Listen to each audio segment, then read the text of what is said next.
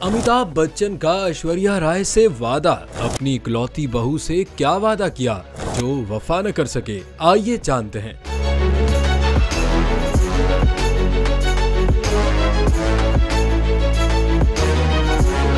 बॉलीवुड के शहंशाह और लेजेंडरी अदाकार अमिताभ बच्चन ने कई साल कबल अपनी बहू ऐश्वर्या राय से एक वादा किया था जो आज तक पूरा न हो सका। अभिषेक बच्चन और ऐश्वर्या राय बच्चन की तलाक की खबरों पर नजर रखने वाले मद्दाह अमिताभ बच्चन का वादा सामने ले आए जब 16 साल पहले 2008 में अमिताभ बच्चन ने रियासत उत्तर प्रदेश के गांव दौलतपुर के लोगों और ऐश्वर्या राय से वादा किया था कि वो यहां अपनी बहू के नाम पर कॉलेज बनाएंगे, जिसका संगे बुनियाद भी रख दिया था और उसका नाम ऐश्वर्या बच्चन कन्या महाविद्यालय रखा था। लेकिन कुछ अरसे बाद ही अमिताभ बच्चन ने ये प्रोजेक्ट निष्ठा फाउंडेशन के हवाले कर दिया था, जिसने आज तक उसकी तामीर मुकम्मल नहीं करवाई। लेकिन अब गांव की खातून टीचर और गांव के लोगों ने अपनी मदद आप के तहत कॉलेज का तामीराती काम मुकम्मल करके उसका नाम दौलतपुर डिग्री कॉलेज रख दिया है।